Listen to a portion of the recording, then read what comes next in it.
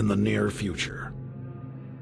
Earth is dominated by a powerful world government.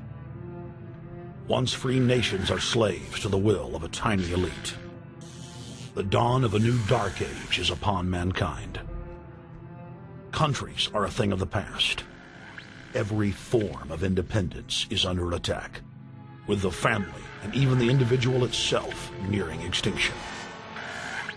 Close to 80% of the Earth's population has been eliminated. The remnants of a once free humanity are forced to live within highly controlled, compact, prison-like cities. Travel is highly restricted. Superhighways connect the megacities and keep the population from entering into unauthorized zones. No human activity is private.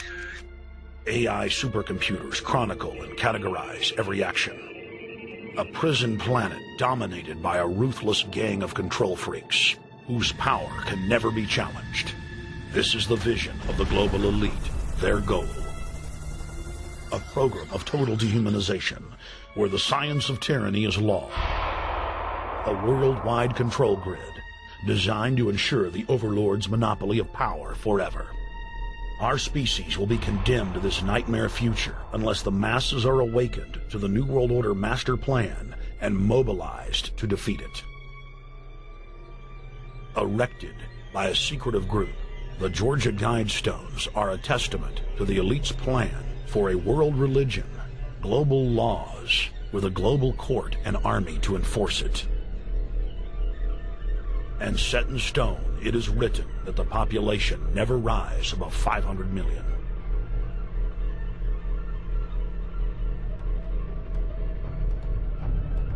In this film, you will learn how our world is truly governed. You will see how highly secretive roundtable groups interlock to form a global intelligence network. This group has been steering planetary affairs for hundreds of years. Now, in the final stage, they prepare for open world government. A goal tyrants throughout history have lusted after. Dr. Michael Kaufman is a published ecologist specializing in ecosystem research, forest ecology, and ecosystem classification. Dr. Kaufman played a key role in blocking the ratification of the Convention on Biological Diversity in the U.S. Senate. The concept of a new world order has been around for centuries. It's been receiving tremendous play over the last half of the 20th century. George Bush, the first senior president, George Bush, used it a lot in his speeches and really implies that he really wants to see a order in which we have a universal or a global type of governance in which every human being on planet Earth is ultimately responsible to policies that are being formulated at the international level. It is a big idea, a new world order.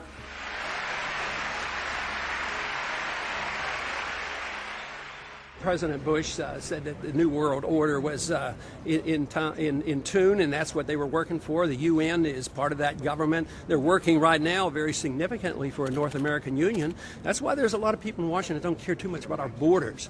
They have a philosophic belief that national sovereignty is not important. It's also the reason I have made very strong suggestion that we need not be in the United Nations for our national security. It's really always the same. You go back throughout all of history, the Roman Empire, the Soviet Union, Hitler during the Nazism was always saying that it's going to create the utopia for the average person, when in fact, history always shows that it does exactly the opposite. Conquest and empire is as old as civilization. Babylon, Egypt, and Greece. They all built empires in an attempt to rule the world. Это победа. Не забывайте принесенных вами жертв. You must teach people to love their leader. This is the only most important.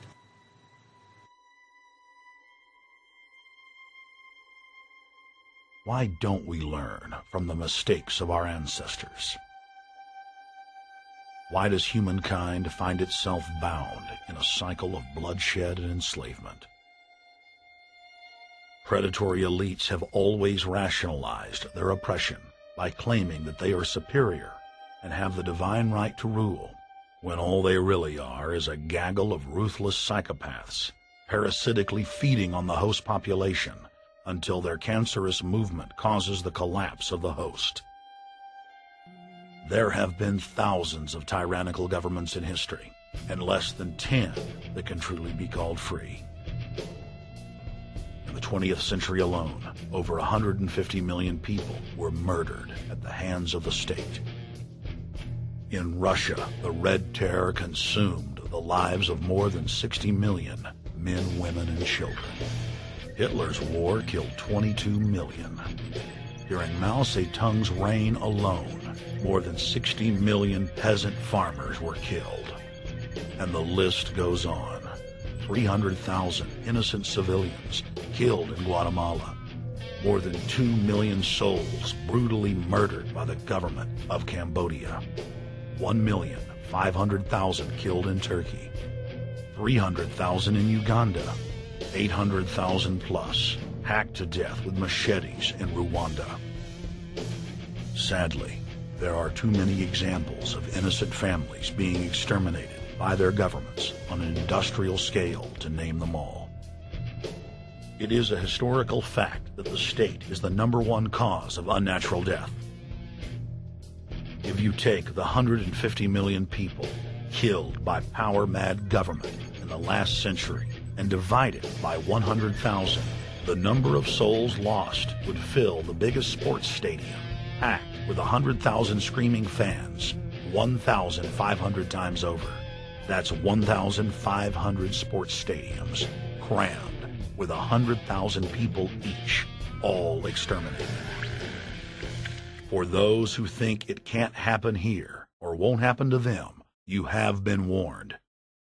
The carnage witnessed in the last 100 years was only the preparatory phase of the New World Order's master plan. Depopulation should be the highest priority of foreign policy towards the Third World. Henry Kissinger, 1974.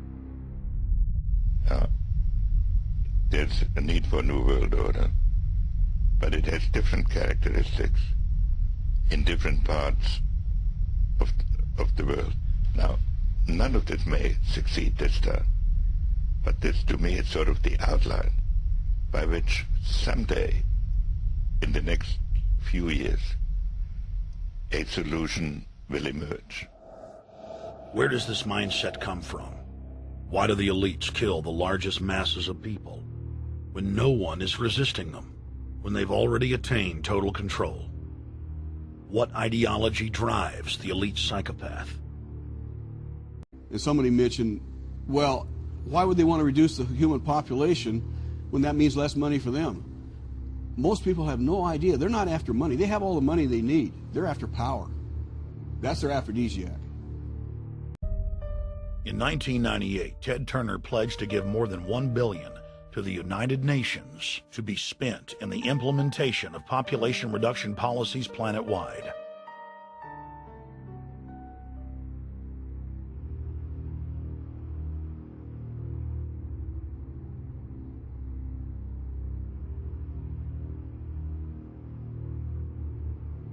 In 1999, the Bill and Melinda Gates Foundation gave $2.2 billion to Planned Parenthood, the United Nations Population Fund, and other population reduction groups. By 2007, the Gates had given more than $30 billion, almost exclusively to population control groups. The controlled corporate press cynically reported that the Gates were giving the money to help third world children. Bill and Melinda Gates were dethroned as the world's most generous philanthropists when their friend and fellow population reduction enthusiast, Warren Buffett, gave $37 billion to fund an army of population control groups. And I actually think the world will be much better when there's only 10 or 20% of us left. Dr. Eric Bianca. They claim that CO2, which plants breathe, was killing the earth, and that we must reduce the number of children we have to curtail our carbon footprint. New World Order engineers have hijacked human destiny. Its controllers have closely studied human behavior for more than 100 years and are now steering us with expert control, using our primitive drives and desires as levers. They have developed their mind control systems to the point of being able to control the average unconscious person like a car.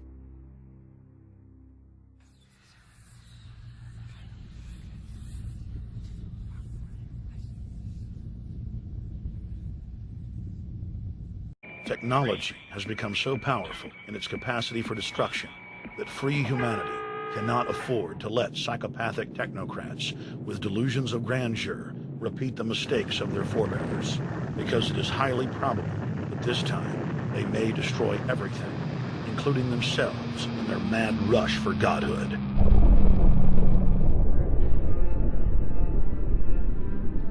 In this film, we have chronicled the Overlord's bloody orgy of experimentation, which already claimed the lives of more than 150 million people in the 20th century.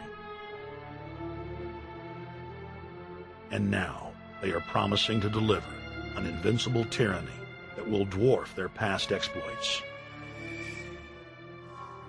In the days of World War II, there were sovereign nations and armies to stand against Hitler's final solution.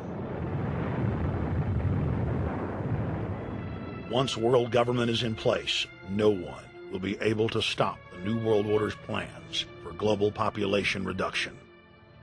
For those immune to psychological programming, hundreds of FEMA camps have already been built throughout the United States. In their quest for population reduction, no method is off the table. These dark builders intend to release a string of man-made bioweapons plagues, each one worse than the last, while at the same time expanding the police state to enforce an orderly extermination of the population, all in the name of fighting invisible terrorists. And the Georgia Guidestones stand today as a cold testament to the elite's sacred mission. To have a two-class system where the underclass are forced to live as slaves in tiny enclosed cities, while the elite enjoy the land of the earth, evolve into superhumans with the aid of advanced implantable technologies, live eternal lives, and travel throughout the cosmos. This is the promise given to the inner members of the New World Order and the agenda of the Bilderberg Group.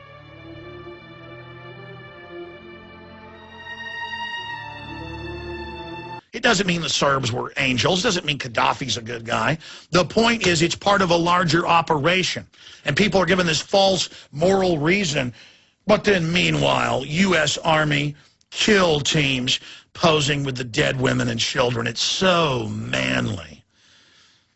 It's not a sad thing when you accidentally kill a kid. No, it's something to be proud of. In fact, you kill them on purpose. And don't worry, it's now come out in federal court, Blackwater in Iraq, huge coke parties, men running around naked together, running around naked outside in major downtown areas, firing into homes, into cars, and just orgies of bloodletting. The Iraqis reported it at the time. They said, who are these people? Is this the army of Satan? And yes, it is the army of Satan. America, the biggest user of drugs, the biggest user of porn, the biggest divorce rate, everything degenerating into pure evil, and everyone just loving it and worshiping the football and the sports, and the dirtier the comedy, the better, just debasing everything so we can be turned into servile, mindless, gibbering, atomized animals who can't defend each other, who don't have rudders, who don't have compasses intellectually or morally or spiritually, who can't communicate, who won't stand up for each other, who laugh at videos of cops beating people to death or shooting citizens in the back. Total judgment being prepared to be poured out as America begs to be destroyed.